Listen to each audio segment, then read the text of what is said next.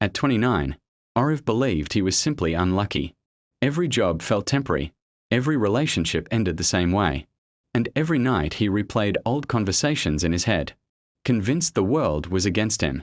He worked hard, but he avoided hard feelings. Whenever disappointment appeared, he buried it under distraction, long hours, loud music, and the quiet lie that emotions were weaknesses.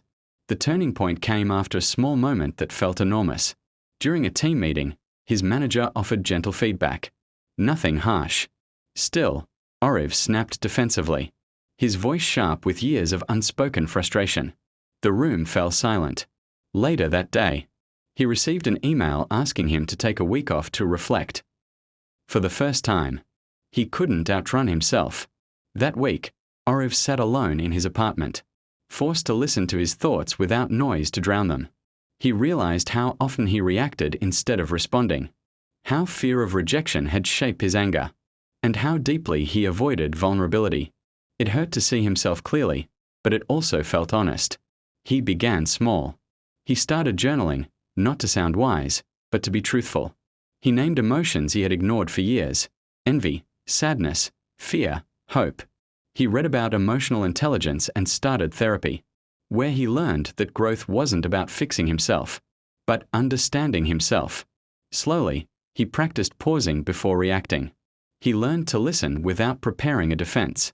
He learned to apologize without excuses. The changes weren't dramatic at first, but they were steady. Conversations became calmer. Conflicts no longer felt like threats.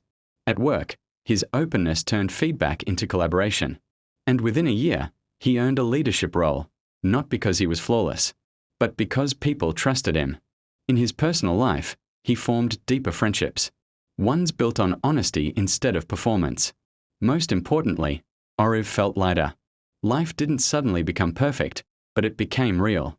He understood that emotional growth didn't remove pain. It gave him the strength to face it without breaking. Years later, when people asked what changed his life, Oriv never mentioned success or titles. He simply said, "I stopped running from my emotions, and they stopped controlling me."